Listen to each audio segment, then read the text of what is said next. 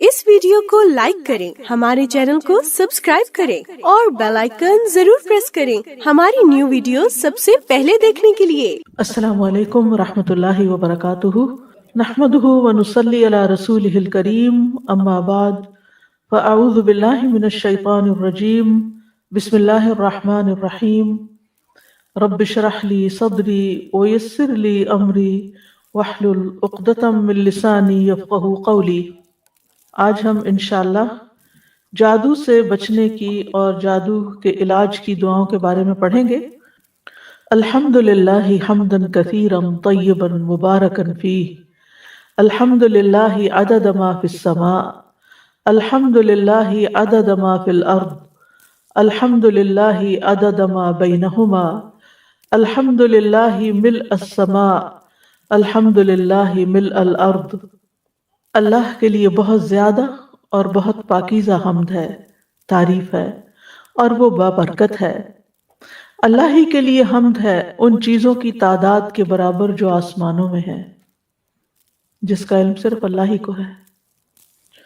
اللہ ہی کے لیے حمد ہے ان چیزوں کی تعداد کے برابر جو زمین میں ہے اور کوئی انسان نہیں جانتا۔ اللہ ہی کے لیے حمد ہے ان چیزوں کی تعداد کے برابر جو ان دونوں کے درمیان ہیں، کتنے ستارے، سیارے، گیلیکسیز، اور اس کے علاوہ جو ہم نہیں جانتے۔ اللہ ہی کے لیے حمد ہے جو کچھ آسمان میں ہے ان سب کو بھر کر، اور اللہ ہی کے لیے حمد ہے جو کچھ زمین میں ہے ان سب کو بھر کر، یعنی اللہ کی حمد ان سب چیزوں کو بھر دے جو زمین اور آسمان میں ہے۔ اللہ کی حمد، اللہ سبحانہ تعالیٰ کی تعریف زمین و آسمان کی ہر چیز کر رہی ہے، اس کی حمد کے ساتھ اس کی تسبیح بیان کر رہی ہے۔ خوش قسمت ہیں وہ لوگ جنہیں اس دنیا میں حمد اور اس کا شکر ادا کرنے کی توفیق مل جاتی ہے۔ امام ابن القیم کہتے ہیں، اگر بندے کو دنیا اور جو کچھ دنیا میں ہے وہ سب کچھ دے دیا جائے، یعنی ایک شخص ایسا ہو کہ جو پوری دنیا کا مالک بن جائے، پھر وہ اس پر الحمدللہ کہے، تو اللہ اس کے دل میں حمد کا جو الہام ڈالتا ہے کہ وہ اس کو توفیق دیتا ہے اس ساری نعمت کو پانے کا، وہ اس کو اس دنیا کی نعمت کے ملنے سے بھی زیادہ بڑی چیز ہے، یہ زیادہ بڑی نعمت ہے۔ یعنی ایک طرف پوری دنیا ہے کسی کو مل جائے، اور دوسری طرف یہ توفیق مل جائے کہ اس دنیا کے ملنے پر الحمدللہ کہہ دے کوئی۔ یہ اللہ تعالیٰ کو اتنا پسند ہے کہ ساری دنیا ایک طرف اور الحمدللہ کہنا ایک طرف، کیونکہ دنیا کی نعمتیں تو ختم ہو جائیں گی اور الحمدللہ کا ثواب باقی رہے گا۔ اللہم صلی علی محمد وعلی آل محمد کما صلیت علی ابراہیم وعلی آل ابراہیم انک حمید مجید۔ اللہم بارک علی محمد وعلی آل محمد کما بارکت علی ابراہیم وعلی آل ابراہیم انک حمید مجید۔ جادو سے حفاظت کی دعاؤں میں آج ہم ان آیات کی تلاوت کریں گے۔ جادو کے توڑ کے سلسلے میں جو آیات قرآن مجید سے ہمیں پتہ چلتی ہیں وہ سورۃ یونس کی آیات ہے نمبر 81 اور 82۔ اللہ تعالیٰ کا ارشاد ہے، فَلَمَّا أَلْقَوْا قَالَ مُوسَىٰ مَا جِئْتُمْ بِهِ السِّحْرُ إِنَّ اللَّهَ سَيُبْطِلُهُ إِنَّ اللَّهَ لَا يُصْلِحُ عَمَلَ الْمُفْسِدِينَ وَيُحِقُّ اللَّهُ الْحَقَّ بِكَلِمَاتِهِ وَلَوْ كَرِهَ الْمُجْرِمُونَ۔ پھر جب انہوں نے رسیاں ڈالی تو موسیٰ نے کہا، جو تم لائے ہو وہ تو جادو ہے، بے شک اللہ عنقریب اسے باطل کر دے گا۔ بے شک اللہ فساد کرنے والوں کا کام نہیں سنوارتا، اور اللہ حق کو اپنے کلمات سے سچا ثابت کر دیتا ہے اگرچہ مجرم ناپسند کریں۔ ان آیات کا پس منظر کچھ یوں ہے کہ موسیٰ علیہ السلام نے جب فرعون کے سامنے دعوت حق پیش کی اور اس نے انکار کیا، تو پھر کھلے میدان میں آ کر مقابلہ کرنے کی بات ہوئی۔ جب فرعون نے دیکھا کہ موسیٰ علیہ السلام اللہ تعالیٰ کی عبادت کرنے اور اس کی توحید کی دعوت دینے پر مصر ہیں اور باز نہیں آتے، تو سوچا کہ جادو کے ذریعے ان کا کام ختم کیا جائے، ان کو ہرا دیا جائے۔ تو اس نے اپنی قوم سے کہا کہ میرے پاس ہر قسم کے ماہر جادوگر لاؤ، عام جادوگر نہیں لانے، کوئی امیچور جادوگر نہیں، ایتونی بکل ساحر علیم، کہ جو اپنے فن کے ماہر ہوں، خوب جانتے ہوں۔ اب جادوگر فرعون کے پاس آ گئے تو موسیٰ علیہ السلام نے ان سے کہا کہ تمہارے پاس جو بھی لاٹھیاں اور رسیاں ہیں، جو جادو تم بنا کے لائے ہو، اس کو زمین پہ پھینکو، دکھاؤ، اب اس کا مظاہرہ کرو۔ جب انہوں نے لاٹھیاں اور رسیاں پھینکی تو وہ لوگوں کو سانپوں کی طرح حرکت کرتی ہوئی نظر آئیں۔ اب آپ سوچیں، ایک نہیں ہزاروں سانپ اگر زمین پر بیک وقت دوڑتے ہوئے نظر آئیں تو انسان کے خوف کا کیا عالم ہوگا۔ اب جو لوگ وہ تماشا دیکھ رہے تھے وہ سب بھی ڈر گئے اور متاثر بھی ہو گئے۔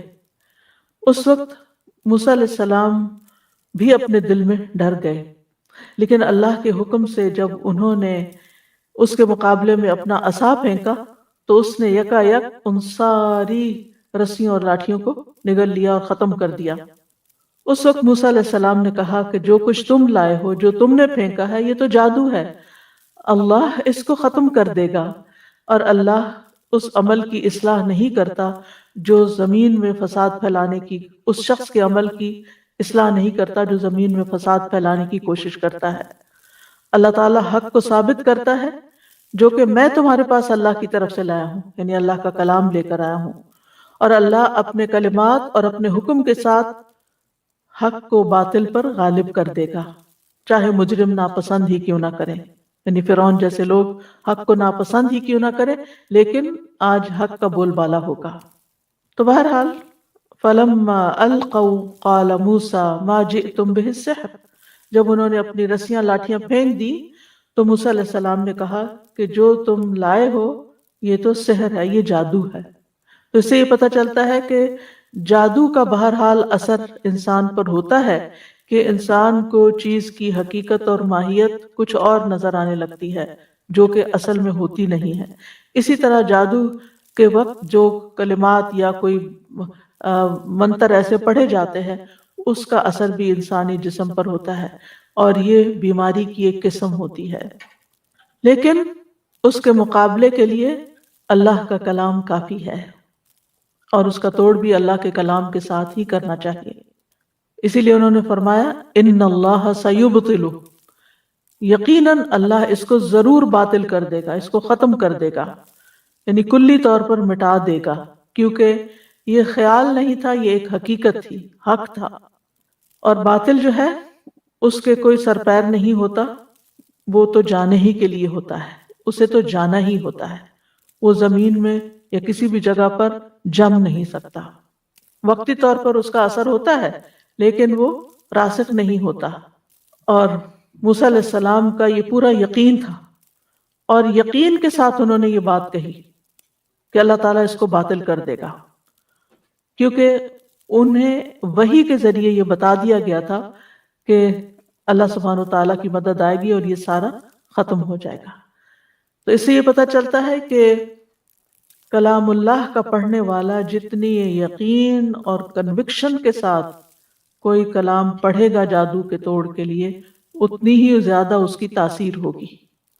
ان اللہ لا یصلح عمل المفسدین، بے شک اللہ مفسدین کے عمل کی اصلاح نہیں کرتا، یعنی فسادیوں کی اصلاح نہیں کرتا۔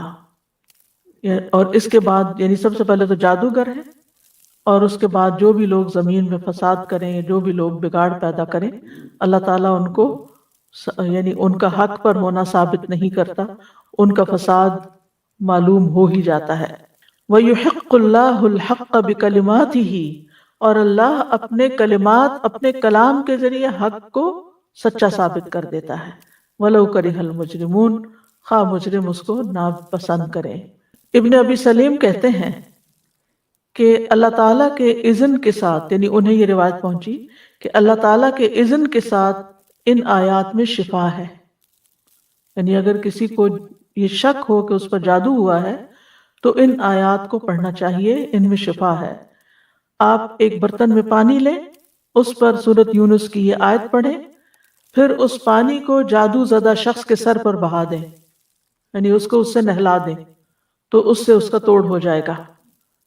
تو ان آیات یہ جو آیات ابھی پڑھی گئی سورۃ یونس کی، ان سے یہ پتہ چلتا ہے کہ جادو کا سیکھنا اور سکھانا جو ہے ایک باطل کام ہے، حرام کام ہے۔ پھر یہ کہ جادوگر جو ہے وہ زمین میں فساد برپا کرتا ہے، گھروں کو بگاڑتا ہے، انسانوں کو تکلیف دیتا ہے۔ پھر یہ کہ حق کو ثابت کرنے کے لیے دشمن کا مقابلہ کرنا جائز ہے۔ پھر یہ بات بھی پتہ چلتی ہے کہ فساد کا انجام تباہی اور بربادی ہی ہوتا ہے، اور جب بھی حق باطل کے مقابلے میں کھڑا ہوتا ہے تو حق فتح یاب ہوتا ہے اور باطل بالآخر مٹ جاتا ہے۔ اسی مضمون سے ملتی جلتی ایک اور آیت ہے جو سورۃ طٰہٰ میں آتی ہے، وَأَلْقِ مَا فِي يَمِينِكَ تَلْقَفْ مَا صَنَعُوا إِنَّمَا صَنَعُوا كَيْدُ سَاحِرٍ وَلَا يُفْلِحُ السَّاحِرُ حَيْثُ أَتَىٰ، اور اسے ڈال دو جو تمہارے دائیں ہاتھ میں ہے، وہ نگل جائے گا جو کچھ انہوں نے بنایا ہے، بے شک جو کچھ انہوں نے بنایا ہے وہ ایک جادوگر کی چال ہے، اور جادوگر فلاح نہیں پا سکتا جہاں کہیں سے وہ آئے، جہاں سے بھی آئے وہ کامیاب نہیں ہو سکتا۔ یہ یقین ہونا چاہیے دل میں۔ تو اس سے یہ پتہ چلتا ہے وہ الق، یہ موسیٰ علیہ السلام سے اللہ تعالیٰ فرما رہے ہیں القی، پھینک دو، ڈال دو، کیا؟ ما فی یمینک، جو تمہارے دائیں ہاتھ میں، کیا؟ عصا، جو اللہ تعالیٰ نے موسیٰ علیہ السلام کو ایک معجزے کے طور پر عطا کیا تھا۔ تلقف، نگل جائے گا، ہڑپ کر لے گا، یعنی تیز رفتاری کے ساتھ وہ اس کو نگلتا چلا جائے گا، مہارت کے ساتھ اس کو پکڑ لے گا۔ ما صنعوا، جو انہوں نے جادو بنا رکھا ہے۔ انما صنعوا کید ساحر، یہ تو ساحر کا کرتب ہے، ساحر کی چال ہے جو کچھ انہوں نے دکھایا ہے۔ اس کا تعلق حقیقت سے نہیں، اس کا تعلق فریب نظر سے ہے، یعنی جادوگر جو کرتا ہے وہ نظر کو دھوکہ دیتا ہے، چیز کی ماہیت نہیں بدلتی، وہ رسی اصل میں سانپ نہیں بنی تھی، یہ صرف ایسا کلام پڑھا تھا انہوں نے کہ جس سے دیکھنے والوں کی نگاہ کو دھوکہ ہو گیا تھا، وہ رسیوں کو سانپ سمجھ رہے تھے۔ انما صنعوا کید ساحر ولا یفلح الساحر حیث اتی، اور یہ عمومی بات کی گئی کہ ساحر کہیں سے بھی آئے کامیاب نہیں ہو سکتا، اس کے مقابلے میں اللہ کا کلام جو ہے وہ حق ہے، جو اس ساحر کی چال کو ختم کرنے کے لیے کافی ہے۔ لیکن بات یہ ہے کہ کلام تو قرآن مجید سارے کا سارا ہی شفا ہے۔ وَنُنَزِّلُ مِنَ الْقُرْآنِ مَا هُوَ شِفَاءٌ وَرَحْمَةٌ، ہم قرآن میں وہ چیز اتارتے ہیں جو شفا اور رحمت ہے، لیکن ہر انسان کا مزاج الگ ہوتا ہے، کسی پہ کوئی آیت اثر کرتی ہے، کسی کو کوئی آیت فائدہ دیتی۔ کچھ لوگ ہوتے ہیں ان کو کسی خاص پیغمبر کا ذکر جب آتا ہے تو ان کا دل پگھلنے لگتا ہے، کسی خاص پیغمبر کا ذکر آتا ہے تو ان کے اندر ایک طاقت آنے لگتی ہے، عیسیٰ علیہ السلام کا ذکر آتا ہے تو کیفیت اور طرح ہوتی ہے، موسیٰ علیہ السلام کا ذکر آتا ہے کیفیت اور طرح ہوتی ہے، نوح علیہ السلام کا ذکر آتا ہے تو کیفیت اور طرح ہوتی ہے۔ آپ سب کے دلوں میں ایک امیج ہے نا ان سارے پیغمبروں کی کہانیاں سننے کے بعد، اور آپ نے ان کا ایک حلیہ اور ایک نقشہ بھی اپنے دماغ میں رکھا ہوا ہے۔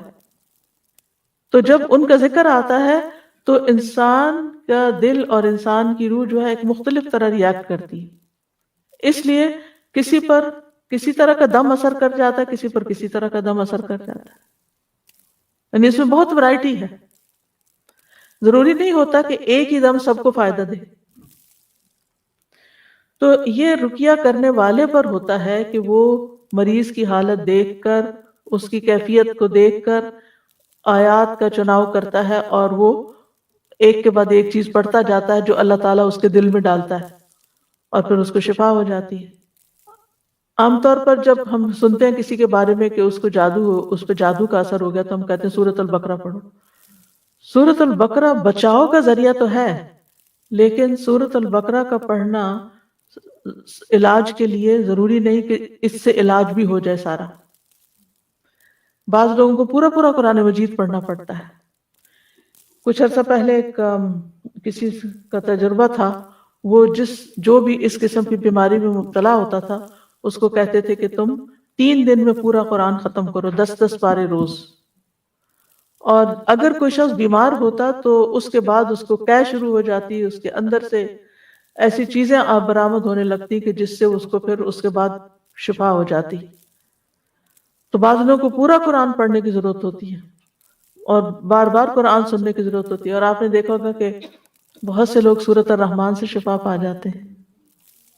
اس کا ایکسپیرینس تو بہت لوگوں نے کیا ہے، کیونکہ اس میں رحمان کی رحمت کا ذکر ہے، رحمان کی نعمتوں اور عنایتوں کا ذکر ہے کہ رحمان نے کیا کچھ بنایا ہمارے لیے، اور ہم ان نعمتوں کو جھٹلا نہیں سکتے.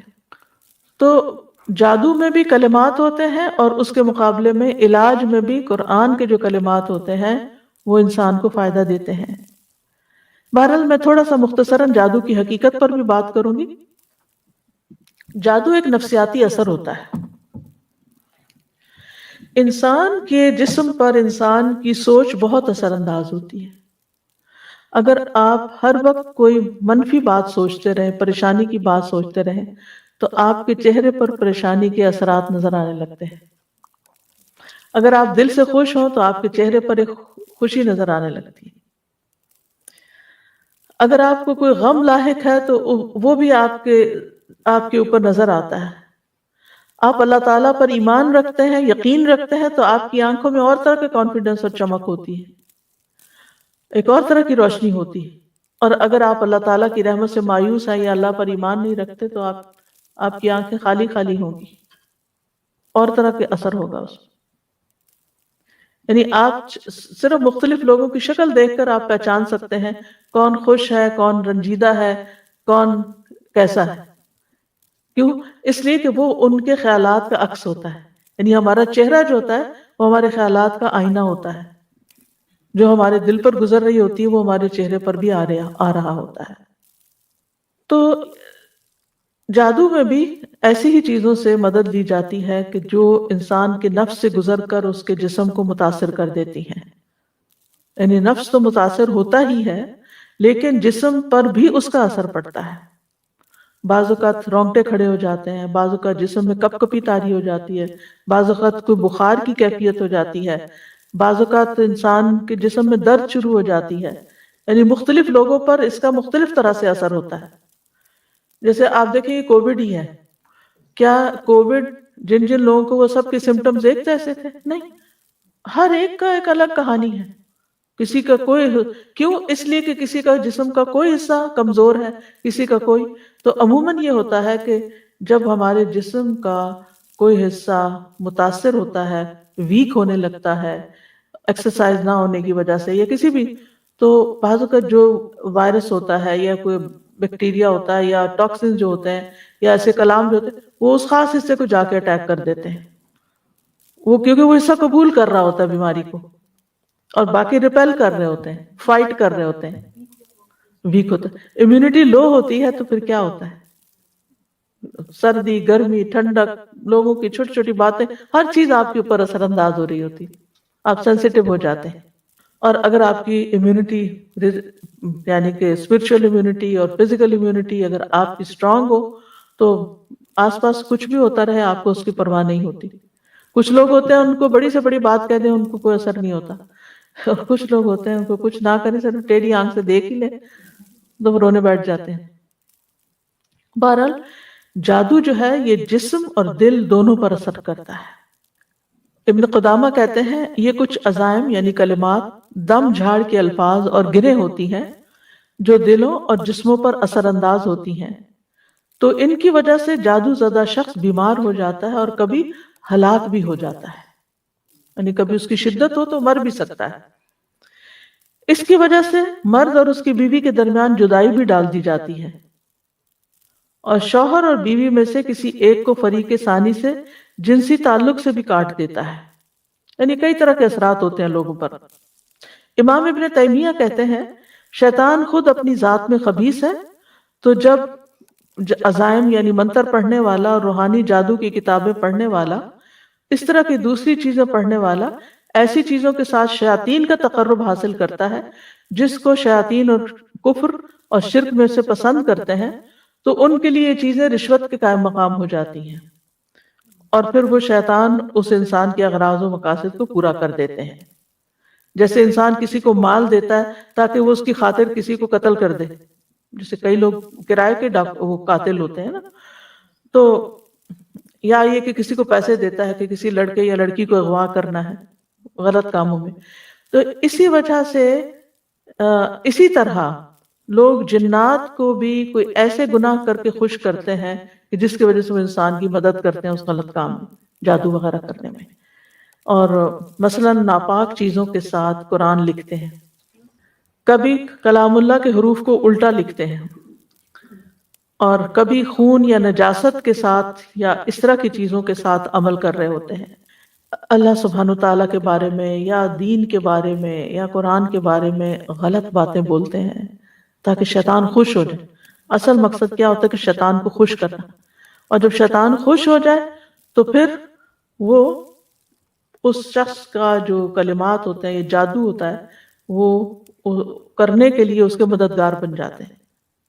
وہ اس انسان کے جسم کے اندر گھس کر اس کو نقصان دیتے ہیں، کیونکہ شیطان، یہ تو ہمیں حدیث سے پتہ چلتا ہے نا، شیطان انسان کے جسم میں خون کی طرح دوڑتا ہے.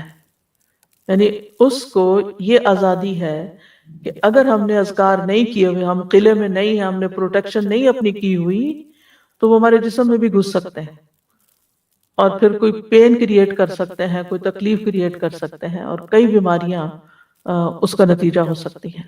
حضرت عائشہ، پھر آپ دیکھیے کہ جادو کا اثر ان لوگوں پر بھی ہو جاتا ہے جو اذکار نہیں کرتے، اور ان پر بھی ہو سکتا ہے جو اذکار کرتے ہیں. یعنی بعض اوقات نیک سے نیک آدمی پر بھی جادو کا اثر ہو سکتا ہے، لیکن اللہ کے فضل سے وہ دور بھی ہو جاتا ہے. نبی صلی اللہ علیہ وسلم پر جادو کا اثر ہو گیا تھا. صحیح بخاری کی روایت ہے، حضرت عائشہ کہتی ہیں کہ رسول اللہ صلی اللہ علیہ وسلم پر جادو کر دیا گیا تھا. اس کا آپ پر یہ اثر ہوا تھا کہ آپ کو خیال ہوتا کہ آپ اپنی بیویوں کے پاس گئے ہیں، حالانکہ آپ نہیں گئے ہوتے تھے. سفیان ثوری کہتے ہیں جب اس کا یہ اثر ہوا تو یہ جادو کی سب سے سخت قسم ہے. یعنی اس کے بھی لیولز ہیں، کوئی معمولی درجے کا جادو ہوتا ہے اور کوئی بہت شدید جادو ہوتا ہے. تو جو نبی صلی اللہ علیہ وسلم پر کیا گیا تو وہ بہت شدید قسم کا تھا. اس کے توڑ کے لیے آپ نے کیا کیا تھا؟ اللہ سے مدد مانگی تھی، اللہ کی طرف رجوع کیا تھا، اللہ سے دعائیں کی تھی. بعض روایت میں آتا ہے 3 مہینے یا بعد میں 6، یعنی کہ کچھ عرصہ تک آپ اس کے اثر میں رہے تھے، اور اس دوران پھر آپ اللہ سے پوچھتے رہے کہ مجھے کیا ہوا ہے، میری مدد کیجیے. ہمیں اگر کوئی پتہ چلے کہ ہمیں کوئی ایسی تکلیف ہے کہ جو نہ کسی ٹیسٹ میں پتہ چل رہی ہے، نہ کچھ کوئی ایسی انہونی بیماری ہے کہ جس کی کوئی سمجھ نہیں آ رہی، ہم کیا کرتے ہیں پھر اس کے بعد؟ جادوگروں کے پیچھے چل پڑتے ہیں، کاہنوں کے پیچھے چل پڑتے ہیں. ہم دعا نہیں کرتے، ہم اللہ سے مدد نہیں مانگتے. اسی لیے میں نے یہاں پاز کیا کہ یہ بات ہم اپنے اندر راسخ کر لیں کہ جب کوئی مصیبت آتی ہے تو سب سے پہلا کرنے کا کام یہ ہے کہ انسان اللہ کی طرف رغبت کرے.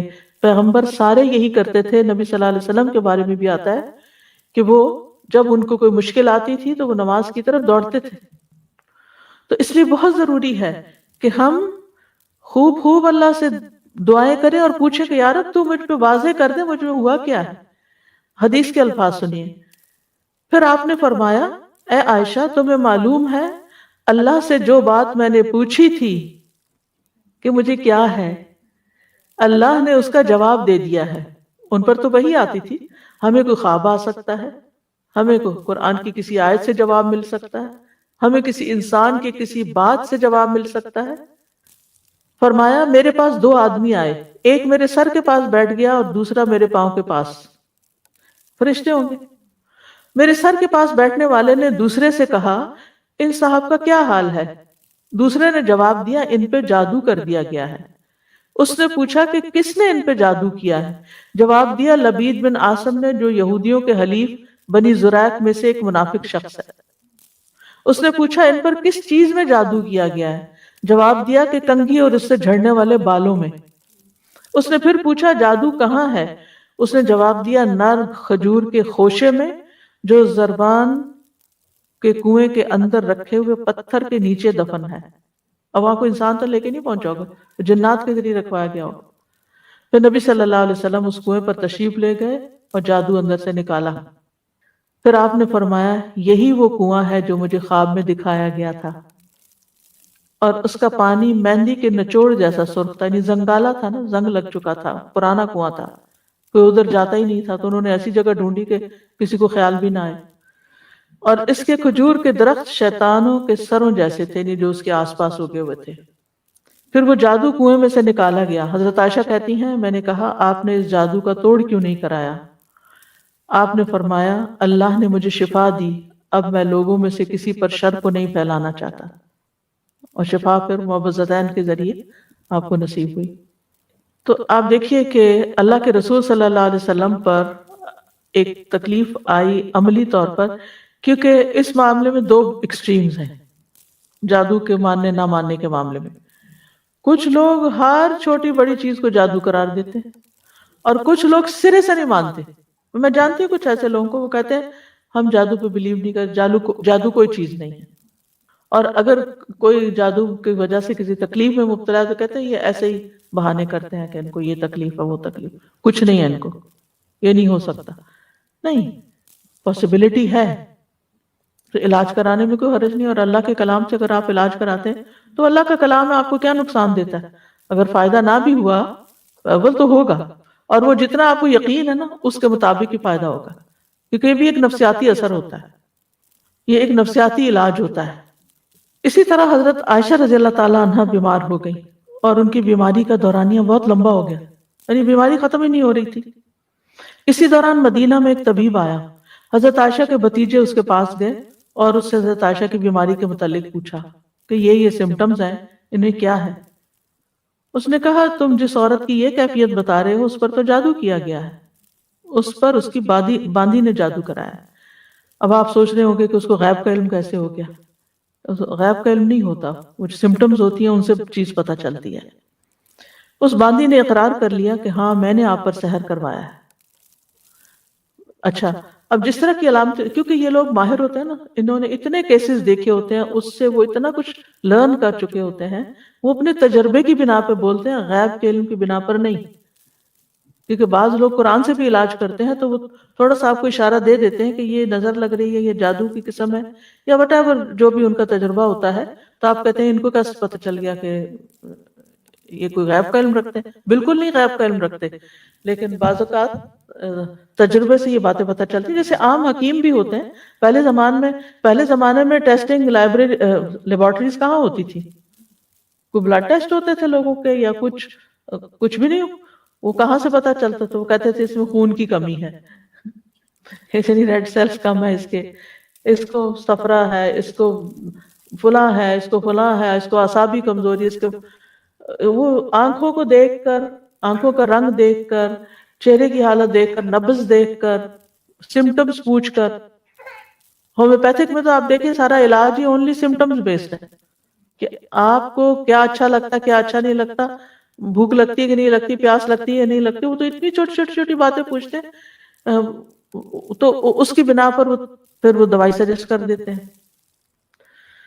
تو وہ دوا جو ہوتی ہے وہ ٹیسٹڈ ہوتی ہے، کہ اگر جیسے کسی کو کھلائے گی تو اس کے اندر کیا چیزیں پیدا ہوئی، تو پھر وہ اسی سے اس کا توڑ بھی کرتے ہیں۔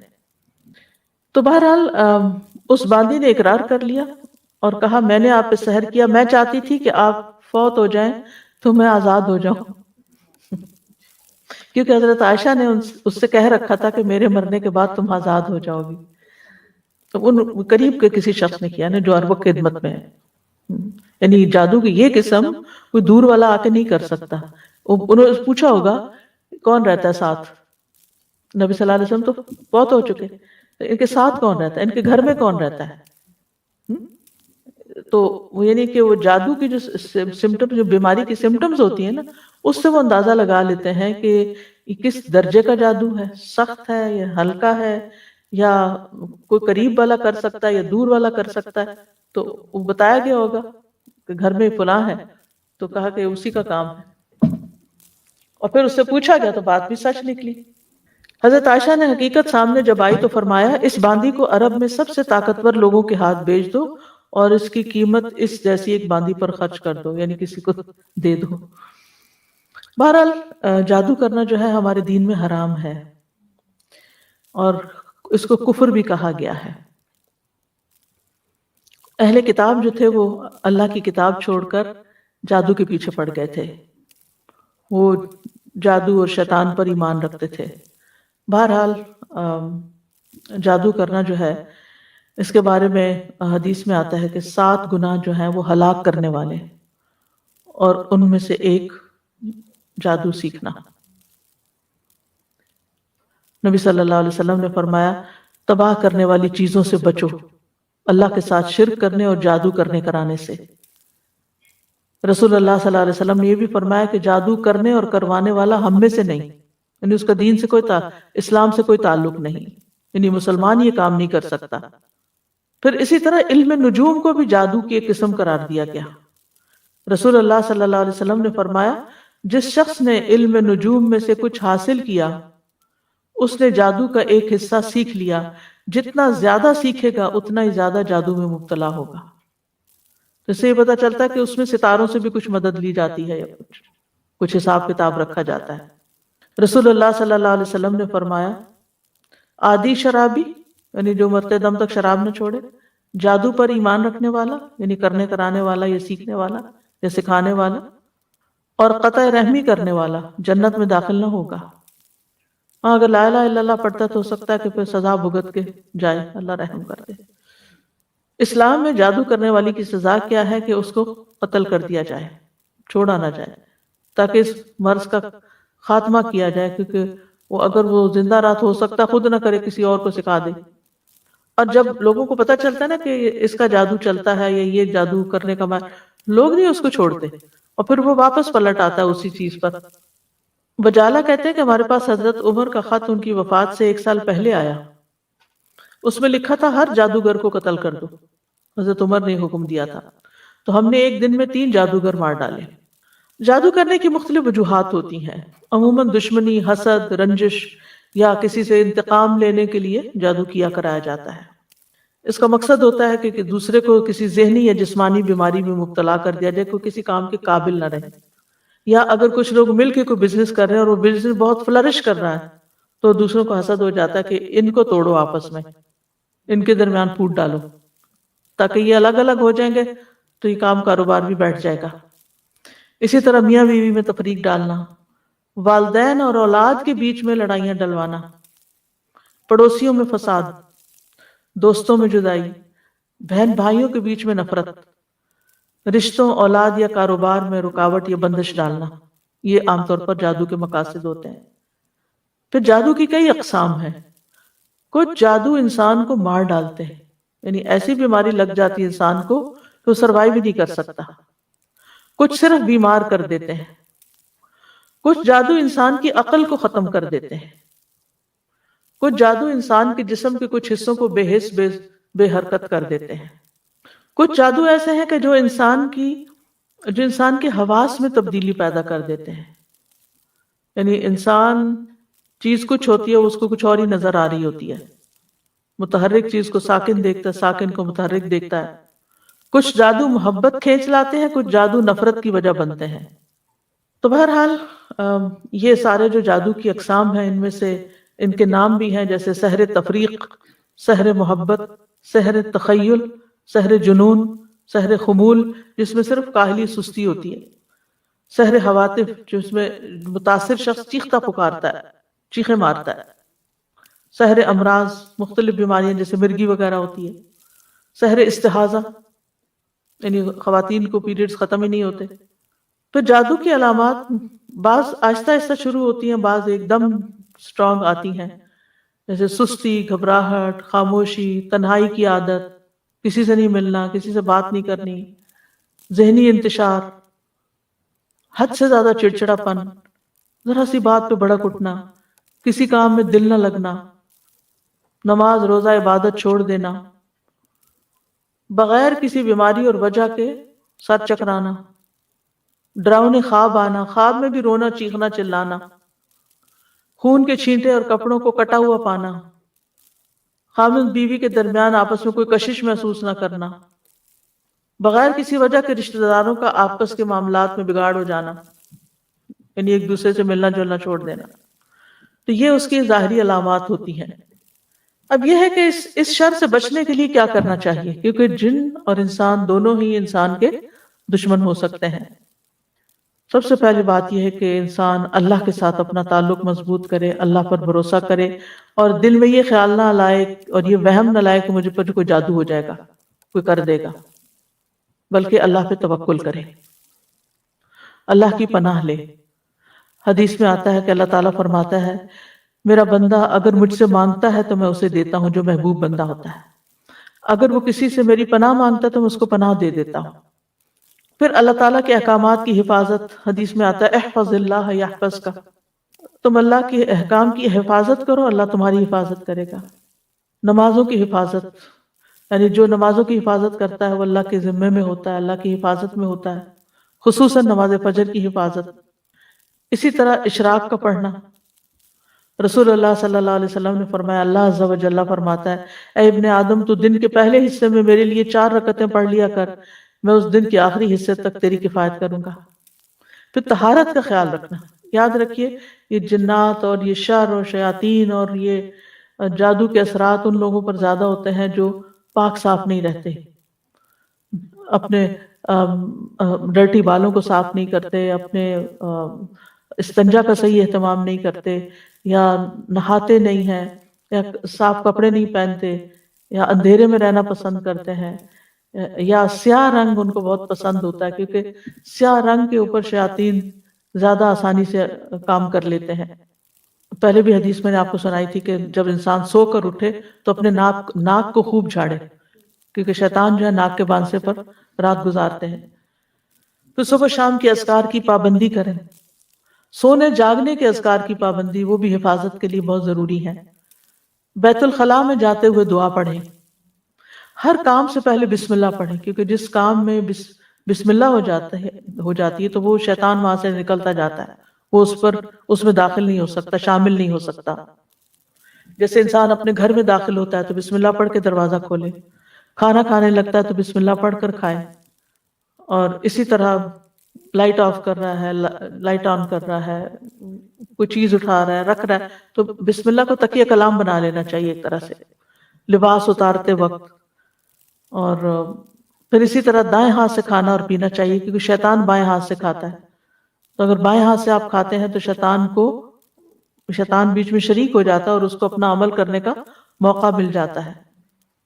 پھر مغرب کے وقت بچوں کو خاص طور پہ گھر سے باہر نہیں نکالنا چاہیے، کیونکہ مغرب کے قریب شیطان جنات جو ہیں وہ زمین پر پھیل جاتے ہیں اور اچکتے پھرتے ہیں۔ اب اس کا علاج کیسے کرنا چاہیے؟ سب سے پہلے یہ ہے کہ انسان قرآن سے علاج کرے، قرآن شفا ہے، نافع علاج ہے۔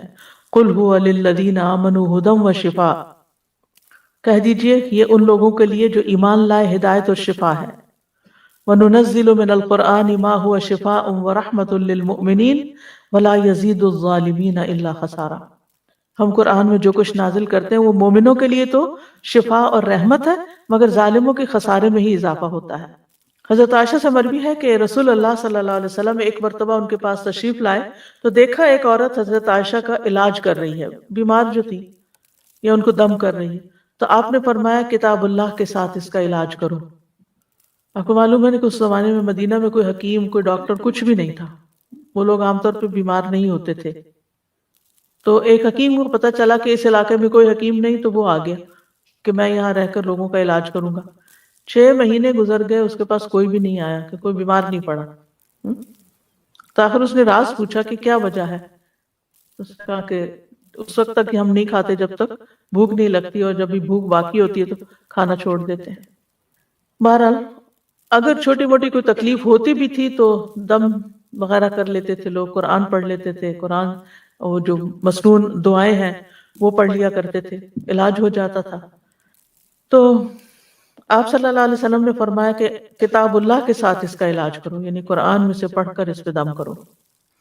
اسی طرح کچھ غذائیں ایسی ہیں کہ جو علاج ہیں، جیسے کلونجی، آپ نے فرمایا کلونجی کے دانوں میں موت کے علاوہ ہر بیماری کا علاج ہے، یعنی اس تیل پر دم کر کے انسان مریض کے متاثرہ حصے جو ہیں ان پر لگا سکتا ہے، مساج کر سکتا ہے، اور کلونجی کے دانوں پہ دم کر کے وہ پھر مریض کو کھلانا بھی چاہیے۔ اسی طرح شہد، یعنی صبح و شام 1 چمچ شہد جو ہے اگر انسان کھائے نہار منہ، اور پھر اس کے بعد کچھ نہ کھائے کم از کم آدھا گھنٹہ، تو اس سے بھی جسم کے اندر سے زہریلے مادے نکلتے ہیں۔ قرآن میں آتا ہے یخرج من بطونها شراب مختلف الوانہ فیہ شفاء للناس، یہ اللہ تعالیٰ کا حکم ہے کہ شہد میں شفا ہے، ہاں خالص ہونا چاہیے۔ آپ صلی اللہ علیہ وسلم نے فرمایا شفا 3 چیزوں میں، پچھنا لگوانے میں، شہد پینے میں، اور آگ سے داغنے میں، اور میں اپنی امت کو آگ سے داغنے سے منع کرتا ہوں۔ اب شہد چاہے را پی لیں یا اس کو پانی میں ملا کے پی لیں، اس پہ بھی آپ دم کر کے رکھ سکتے ہیں اور اس کو بھی استعمال کر سکتے ہیں۔ آپ صلی اللہ علیہ وسلم نے فرمایا شفا تو صرف 2 چیزوں میں ہے، شہد لوگوں کے لیے شفا ہے اور قرآن دلوں کی شفا ہے۔ پھر آب زمزم، جس مقصد کے لیے اس کو پیا جائے تو اس سے شفا ہوتی ہے۔ اگر آپ کے پاس تھوڑا سا بھی آب زمزم ہو، کوئی حج سے آنے والا یا عمرے سے آنے والا آپ کے لیے لائے، تو آپ اس کو ضروری نہیں کہ ایک مرتبہ سارا پی جائیں، آپ اس کو دوسرے پانی میں تھوڑا تھوڑا ملا لیں، پورے پانی کا مزاج بدل جائے گا۔ حدیث میں آتا ہے کہ انہا مبارکتن انہا طعام طعم، کہ وہ بابرکت ہے اور کھانے والے کا کھانا بھی ہے۔ اور حدیث میں بھی آتا ہے کہ زمزم کا پانی اس مقصد کے لیے جس کے لیے وہ پیا جائے، اور اگر آپ وہاں جائیں اللہ کے گھر تو زمزم سے نہائیں، نیچے وہ جگہ بنی ہوتی تھی پہلے، اب مجھے نہیں معلوم، اور تو اس لوگ اپنے اوپر بھی بہاتے تھے۔ پیچھے جو صفا مروہ کی طرف سے جائے نا باہر نکل کے، تو وہاں باہر ٹیپس لگی ہوئی ہیں جہاں ڈائریکٹ زمزم آ رہا ہوتا ہے، بوٹل بھر کے لے آئیں اور اپنے اوپر تھوڑا تھوڑا تھوڑا کر کے سارا بہا لیں۔ اس کو دم کر کے بھی نہا سکتے ہیں، اس سے بھی بیماری جاتی ہے، اور صبح شام اس کو پیا جائے۔ پھر اسی طرح دم کیا ہوا پانی جو ہے ناک میں ڈالنا اور جھاڑنا، یعنی ڈال کے اس کو جھاڑا جائے، کیونکہ یہ جگہ شیاطین کے بیٹھنے کی ہو جاتی ہے۔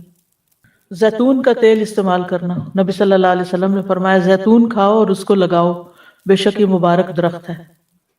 اچھا تو یہ ہے کہ شہد، زیتون کا تیل اور کلونجی کا تیل یا کلونجی کے دانے، ان کو انسان مکس کر کے رکھ لے، اور اس میں سے ½ ٹی اسپون یا 1 ٹی اسپون صبح شام لے سکتا ہے، یا ایک ٹائم لے سکتا ہے، کیونکہ ہر ایک کو ایک ڈوز نہیں چلتی۔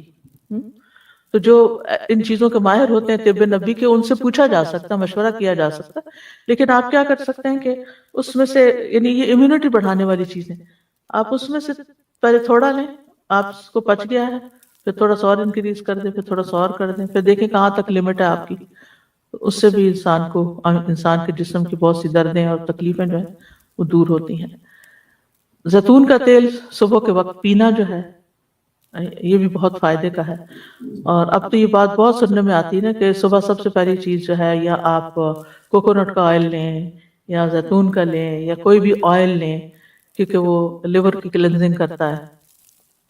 نبی صلی اللہ علیہ وسلم نے فرمایا زیتون کا تیل کھایا کرو، ڈائریکٹ بھی لے سکتے ہیں، اور اگر آپ مشکل ہے لینا تو آپ کسی چیز میں جیسے سیلیڈ وغیرہ میں ملا کے بھی کھا سکتے ہیں۔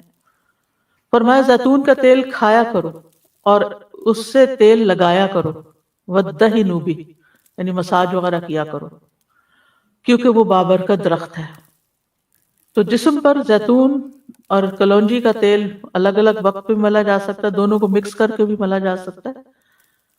پھر اسی طرح تلبینہ کھانا، فرمایا تذهب ببعض الحزن، یہ کچھ غم بھی دور کر دیتا ہے۔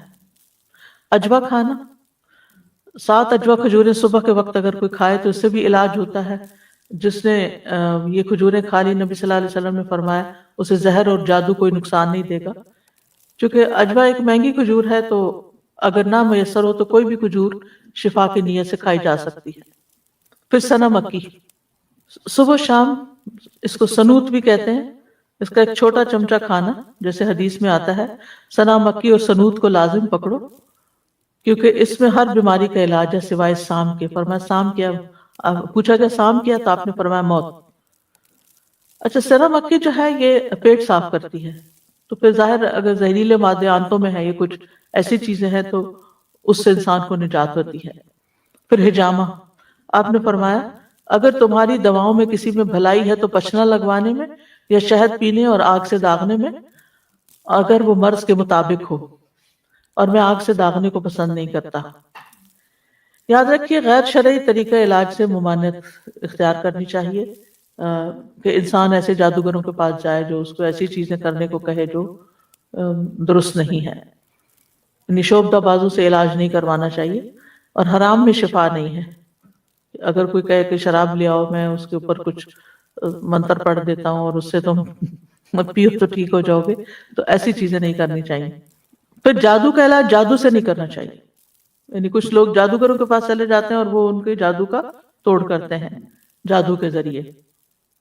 اور پھر غیر شرعی جھاڑ پھنکار جو ہے، جس کو نشرہ کہا جاتا ہے، فرمایا یہ شیطانی عمل ہے، کیونکہ اس میں جنات کی مدد طلب کی جاتی ہے، روحوں کو پکارا جاتا ہے۔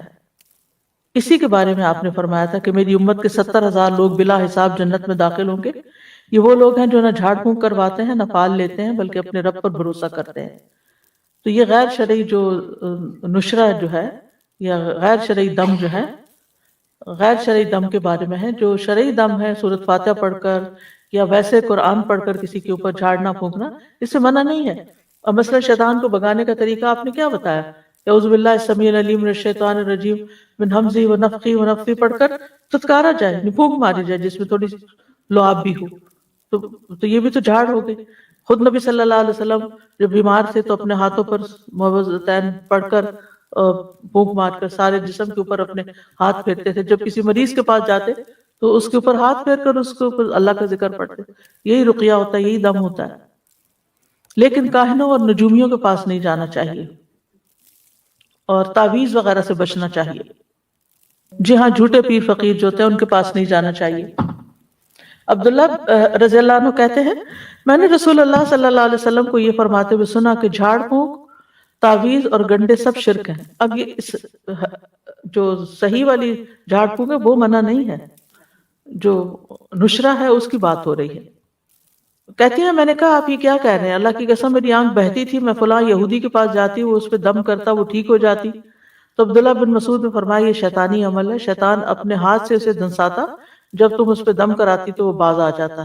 تمہارے لیے تو یہی کافی ہے کہ تم وہ دعا پڑھ لیا کرو جو رسول اللہ صلی اللہ علیہ وسلم پڑھتے تھے کہ اے لوگوں کے رب، اس تکلیف کو دور فرما، مجھے شفا عطا فرما، تو ہی شفا دینے والا ہے، تیرے علاوہ کسی کی شفا کچھ نہیں، ایسی شفا عطا فرما جو بیماری کا نام و نشان نہ چھوڑے۔ اذهب البأس رب الناس واشف انت الشافی لا شفاء الا شفاؤک اشف شفاء لا یغادر سقما۔ پھر اسی طرح جادو سے حفاظت کے لیے اور جادو کے علاج کے لیے سورۃ الفاتحہ جو ہے یہ بہت فائدے کی ہے۔ اور اس کی دلیل کیا ہے؟ ابو سعید خدری کہتے ہیں کہ نبی صلی اللہ علیہ وسلم کے چند صحابہ عرب کے قبیلوں میں سے ایک قبیلے کے پاس سے گزرے تو قبیلہ والوں نے ان کی ضیافت نہیں کی۔ کچھ دیر بعد اس قبیلے کے سردار کو بچھو نے کاٹ لیا۔ قبیلے والوں نے کہا کہ آپ لوگوں کے پاس کوئی دوا یا کوئی دم کرنے والا ہے؟ تو صحابہ نے کہا کہ تم نے ہماری ضیافت نہیں کی، اب ہم اس وقت تک دم نہیں کریں گے جب تک تم ہمارے لیے اس کی مزدوری مقرر نہ کرو۔ یہیں سے راقی حضرات جو ہیں وہ اس کا وہ لیتے ہیں، دلیل لیتے ہیں کہ راقی جو ہے وہ اجرت لے سکتا ہے۔ چنانچہ ان لوگوں نے چند بکریاں دینی منظور کر لی۔ پھر ابو سعید خدری سورۃ الفاتحہ پڑھنے لگے اور اپنا لعاب بھی اس جگہ پر ڈالنے لگے۔ اس سے وہ شخص اسی وقت ٹھیک ہو گیا، تندرست ہو گیا۔ چنانچہ قبیلے والے بکریاں لے کر آئے، لیکن صحابہ نے کہا جب تک ہم نبی صلی اللہ علیہ وسلم سے پوچھ نہ لیں ہم بکریاں نہیں لے سکتے۔ جب آپ سے پوچھا گیا تو آپ مسکرائے اور فرمایا تمہیں کیسے معلوم ہو گیا تھا کہ سورۃ فاتحہ سے دم بھی کیا جا سکتا ہے؟ ان بکریوں کو لے لو اور اس میں میرا حصہ بھی رکھو۔ یعنی خوش مزاجی سے آپ نے فرمایا، اور یہ اس لیے فرمایا تھا کہ لوگوں کے دلوں کے اندر کراہت نہ ہو اس میں۔ تو اس میں آپ دیکھیے کہ بعض راقی اس سے یہ دلیل بھی لیتے کہ وہ 40 بکریاں تھی اور راقی کو 40 بکریوں کی قیمت تک کی قیمت لینے کا جواز ملتا ہے۔ بہرحال اللہ عالم۔ پھر سورۃ البقرہ جو ہے اس کا پڑھنا، نبی صلی اللہ علیہ وسلم نے فرمایا سورۃ البقرہ پڑھا کرو، اس کا پڑھنا باعث برکت ہے اور اس کا چھوڑنا باعث حسرت ہے، اور جادوگر اس کو حاصل کرنے کی طاقت نہیں رکھتے، یعنی اس پہ قابو نہیں پا سکتے۔ تو اس میں کیا کرنا چاہیے؟ روٹین میں روز سورۃ البقرہ کا کچھ حصہ پڑھتے رہنا چاہیے، جب پھر ختم ہو جائے پھر شروع کر لے. پھر یعنی جیسے اگر اور کچھ نہیں تو روزانہ 2 پیجز، یعنی وہ صفحہ، ایک صفحہ ادھر ہوتا ہے ایک صفحہ ادھر. مصحف عثمانی میں آپ دیکھیں آیت پہ ختم ہوتا ہے نا صفحہ، 2 صفحے ہر روز پڑھ لیا کریں، مثلا 4 صفحے ہر روز پڑھ لیں، 8 صفحے ہر روز پڑھ لیں، تاکہ وہ برکت رہے.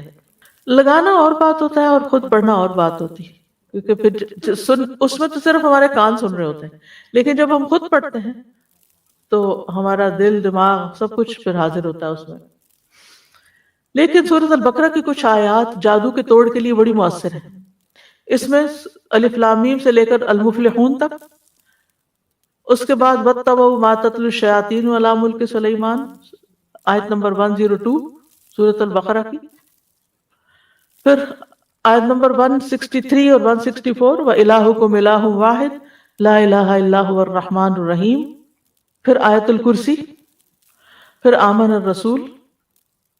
تو آپ دیکھیں زیادہ تر رقیہ تو یہیں آ گیا. رسول اللہ صلی اللہ علیہ وسلم نے فرمایا اللہ تعالیٰ نے زمین و آسمان کی تخلیق سے 2000 سال قبل کتاب لکھی تھی، اس میں سے 2 آیتیں نازل کر کے ان سے سورۃ البقرہ کا اختتام کیا گیا. لہٰذا جس گھر میں 3 راتوں تک سورۃ بقرہ کی آخری 2 آیتیں پڑھی جائیں گی، شیطان اس کے قریب نہیں آئے گا، یعنی پھر وہ جادو وغیرہ کا اثر نہیں ہوگا انشاءاللہ. دیگر قرآنی آیات بھی ہیں، جیسے سورۃ آل عمران کی آیت نمبر 18 اور 19 شہد اللہ انہ لا الہ الا ہو، اس میں بھی توحید کی بات ہے.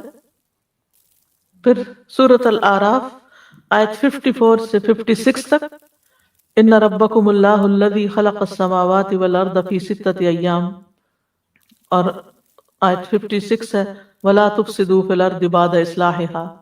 پھر سورۃ الاعراف کی آیت نمبر 117 سے لے کر 122 تک وَأَوْحَيْنَا إِلَىٰ مُوسَىٰ أَنْ أَلْقِ عَصَاكَ فَإِذَا هِيَ تَلْقَفُ مَا يَأْفِكُونَ، جو آج لیکچر کے شروع میں آیات آپ نے سنی 117 سے 122 تک. پھر سورۃ یونس آیت 81 سے 82 فَلَمَّا أَلْقَوْا قَالَ مُوسَىٰ مَا جِئْتُمْ بِهِ السِّحْرُ ان اللہ سیبطلہ ان اللہ لا یصلح عمل المفسدین ویحق اللہ الحق بکلماتہ ولو کرہ المجرمون.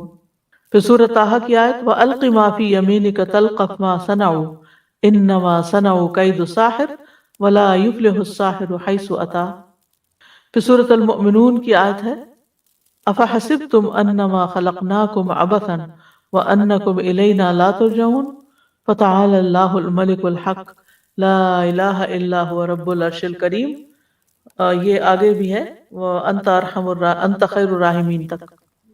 نمبر ہے المؤمنون کی آیت نمبر 115 سے لے کر 118 تک، 115 سے 118 یہ سورۃ المؤمنون. اور سورۃ طٰہٰ کی آیت نمبر ہے 69 اور یونس کی ہے 81 اور 82. پھر سورۃ صافات پہلی 10 آیتیں. پھر سورۃ الاحقاف 29 سے 33 تک. پھر سورۃ الرحمن 33 سے 36 تک. پھر سورۃ الحشر 21 سے 24 تک، یعنی آخری آیتیں جو ہے نا لو انزلنا ھذا القرآن علی جبل. پھر اس کے بعد سورۃ التغابن آیت 14 سے 16 تک. پھر ہے سورۃ الجن آیت نمبر 1 سے 9 تک. پھر معوذات قل هو اللہ احد، قل اعوذ برب الفلق، قل اعوذ برب الناس. پھر کچھ مسنون دعائیں بھی ہیں. اعوذ بکلمات اللہ التامات التی لا یجاوزہن بر ولا فاجر من شر ما خلق وذرأ وبرأ ومن شر ما ينزل من السماء ومن شر ما يعرج فيها ومن شر ما ذرأ في الأرض ومن شر ما يخرج منها ومن شر فتن الليل والنهار ومن شر كل طارق إلا طارق يطرق بخير يا رحمن.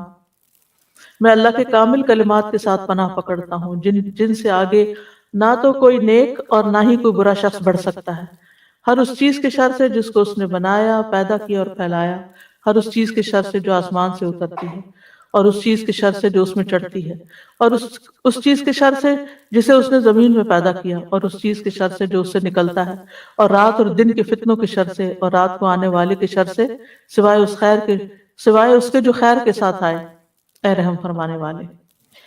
یہ جو ہے جبریل علیہ السلام کی سکھائی ہوئی دعا ہے. ابو تیاح کہتے ہیں کہ ایک آدمی نے عبد الرحمن بن خنبش سے پوچھا کہ رسول اللہ صلی اللہ علیہ وسلم نے اس وقت کیا کیا جب ان کے پاس شیاطین آئے؟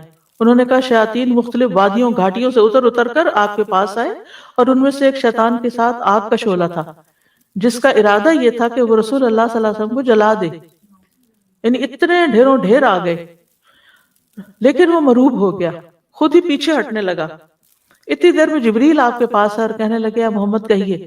آپ نے پوچھا کیا کہوں؟ انہوں نے کہا آپ کہیے یہ دعا، یہ پڑھیے، یعنی اگر ڈھیروں شیطان بھی آپ کے پیچھے لگ جائیں تو اس دعا سے بھاگ جائیں گے انشاءاللہ۔ اور اس میں پناہ لی گئی ہے اللہ کے سارے کلمات سے، سب کتابوں یعنی قرآن اور اس کے علاوہ بھی جو کچھ ہے، اور پھر ہر چیز کے شر سے، جو اوپر سے آئے جو نیچے سے جائے، رات کا شر، دن کا، ہر قسم کا شر،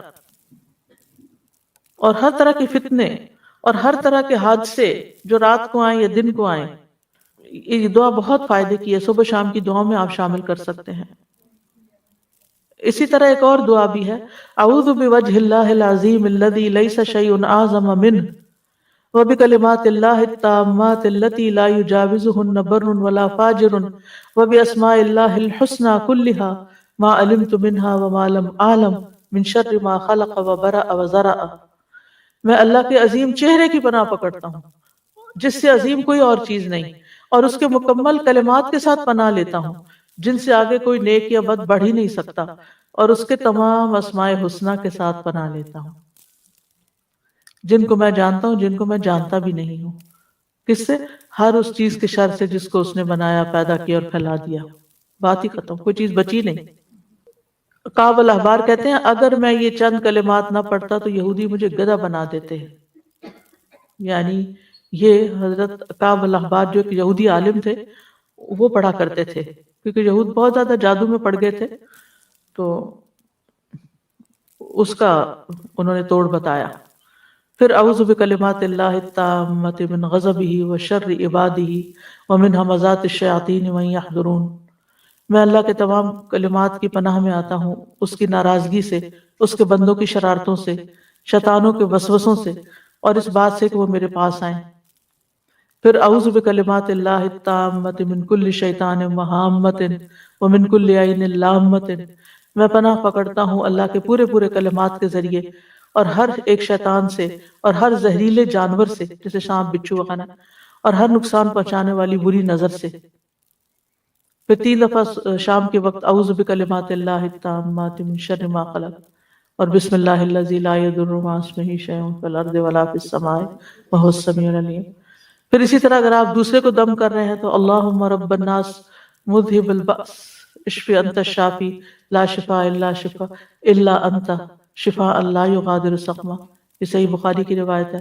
پھر اذہب البأس رب الناس انت الطبیب وانت الشافی، اے اللہ جو لوگوں کا رب ہے تکلیف دور کر دے، تو ہی طبیب، تو ہی شفا دینے والا ہے۔ امسح البأس رب الناس بیدک الشفاء لا کاشف له الا انت، اے لوگوں کے رب اس تکلیف کو دور کر دے، شفا تیرے ہاتھ میں ہے، تیرے علاوہ کہیں اور سے شفا نہیں مل سکتی۔ پورا یقین و توکل اور بھروسہ اللہ پہ۔ بسم اللہ ارقیک من کل شیء یؤذیک من شر کل نفس او عین حاسد اللہ یشفیک، بسم اللہ ارقیک، میں اللہ کا نام لے کر آپ پر دم کرتا ہوں ہر اس چیز سے جو آپ کو تکلیف پہنچائے، ہر نفس کے شر سے اور نظر بد سے، اللہ آپ کو شفا عطا فرمائے، میں اللہ کا نام لے کر آپ پہ دم کرتا ہوں۔ بسم اللہ یبریک ومن کل داء یشفیک ومن شر حاسد اذا حسد وشر کل ذی عین، اللہ کے نام کے ساتھ وہ آپ کو صحت دے اور ہر بیماری سے شفا دے، اور حاسد کے شر سے جب وہ حسد کرے، اور ہر بری نظر والے کے شر سے محفوظ رکھے۔ اور اسأل اللہ العظیم رب العرش العظیم ان یشفیک 7 دفعہ پھر پڑھے۔ میں اللہ عظمت والے سے دعا کرتا ہوں جو عرش عظیم کا رب ہے کہ وہ تمہیں شفا دے دے۔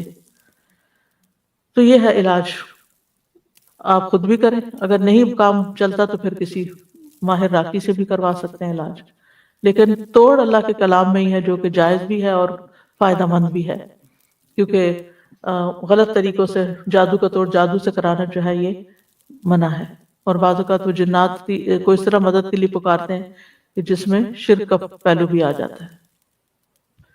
وآخر دعوانا ان الحمد للہ رب العالمین. سبحانک اللہم وبحمدک اشہد ان لا الہ الا انت استغفرک واتوب الیک.